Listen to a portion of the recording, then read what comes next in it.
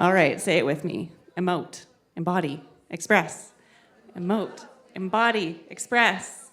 Emote, embody, express. Yes, this is the vibe this weekend. So with that, I would love to introduce our next speaker, James McCrae. Yes, James is a poet, an author, and creativity teacher who empowers creators to live with purpose and turn imagination into reality. He is the founder of Sunflower Club, a global community dedicated to creativity as a tool for personal healing and social transformation. His latest book, The Art of You, is epic. You guys must get it.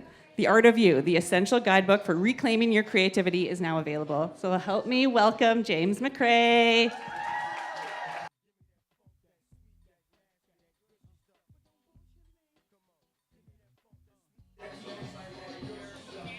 Here. Oh, okay. Yo. Y'all are just glowing today. I just can't believe I walked up here and I'm like, this is a festival on a different planet in the future and it's amazing and I'm so excited to be here. And honestly, I'm so grateful for Highest Self Institute and Sahara and Nita and everyone for putting this together. I am obsessed with the idea of creativity as a healing modality and as a spiritual practice. And there's so much, this world of personal development and healing and spirituality.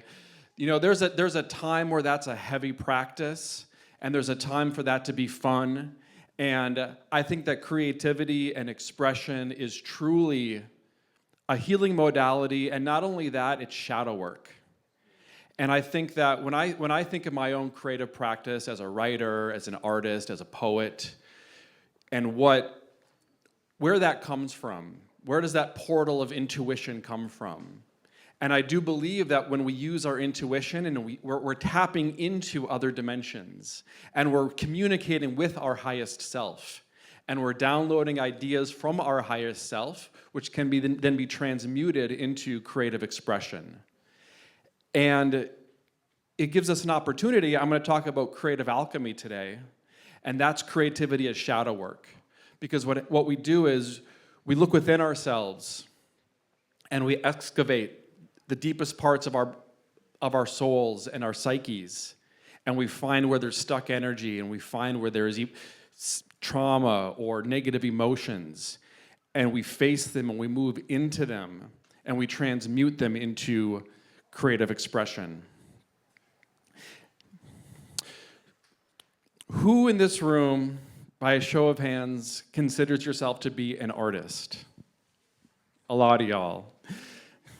This is the right room. But no, I truly believe that you all are artists. I think that we have been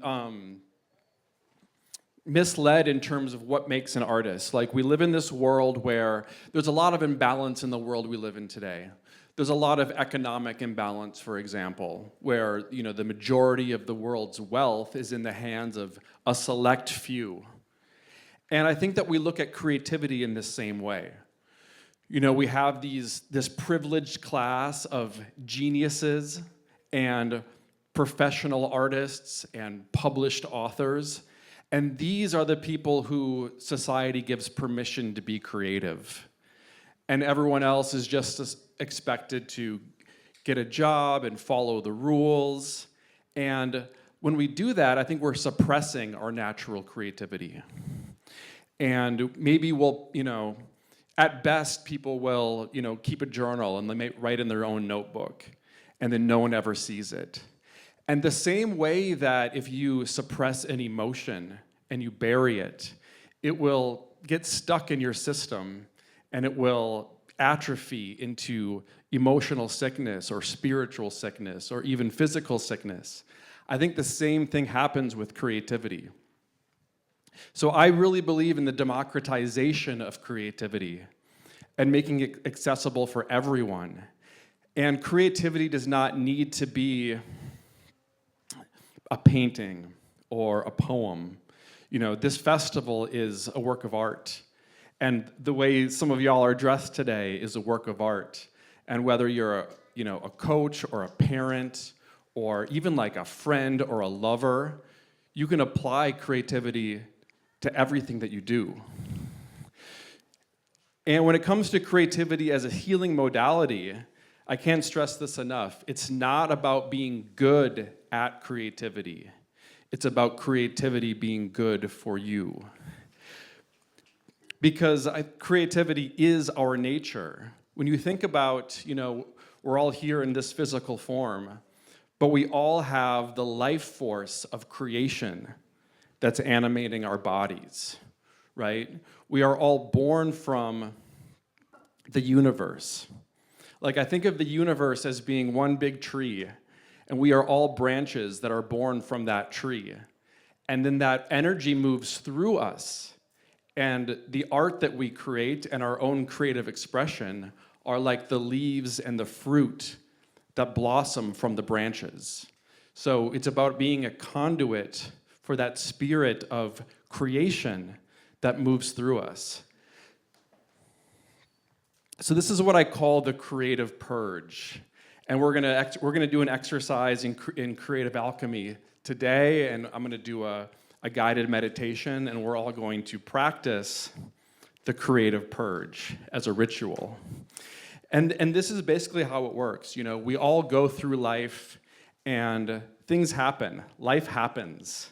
Negative things happen to us. We can't avoid it. We all have some form of trauma, whether that's major or minor. Negative things happen to us every day. And I believe that the body absorbs these emotions and experiences, right? Like, the body keeps score. And unless we make a conscious effort to look within ourselves and release it and express it, then we're suppressing it. So it's about choosing expression over suppression. And I think in many cases, creativity is literally a purge. You think about all the different modalities available to us when it comes to healing and purging the toxins from our system. You can go into a sauna or a sweat lodge and you can sweat it out and just let it release from you in that way. Some people like to go to the Amazon and drink plant medicine and vomit it out in that way, and that they call that the purge, where the sickness is leaving your body. And even therapy is a form of purge, right? Because the therapist is the shaman in a way. They're helping you navigate your own internal world and finding where there might be, something that's hidden or buried or suppressed. And then you find that and you identify it and then you release it through that communication. And crying and dancing, all of these forms of expression are, in a way, they're a way to purge emotion and energy. And I believe that creativity is my personal favorite way to purge. Because we look within ourselves, we see where there's stuck emotion, stuck energy, we identify it, and then we purge it into a notebook or a sketchbook or a canvas. And it's even better when you can express it in public in front of others. That's an even more potent form of creative purge. And that's what, if some of y'all live in Austin, that's what Sunflower Club is all about. It's this open mic that I host on a monthly basis. And it's an open forum for anyone to express their own creativity in whatever form that takes. The last thing I want to say before that we go into the ritual is that making art is like making love. And this is what I mean. The act of making art in any way, shape, or form, it's a creation ritual.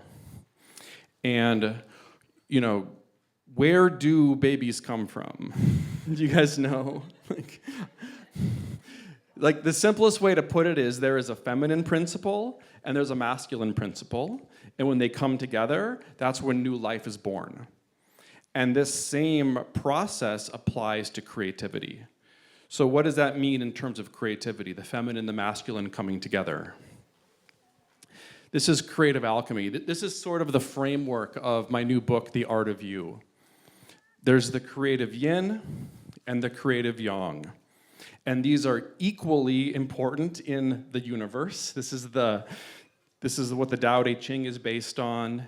This is the yin and the yang, which permeate all things. And yin is about being. Yang is about doing. Yin is about being receptive. It's about listening. It's about being a vessel for inspiration and intuition. And then yang is about making, doing, creating, building. So yin without yang means you might be inspired, you might be looking within, you might be in a certain type of flow, but you might never actually get anything done and launch it and put it out. But the world today is very much over-reliant on yang, where it's about doing, and being productive. But without that counterbalance of yin, the work is not going to be aligned with purpose or intention or inspiration. It's going to be very shallow. So the creative process and the creative ritual is about combining these. So the yin is about, again, just listening, looking within ourselves, feeling, sensing what's there, and then releasing it, and then purging it out into the paper.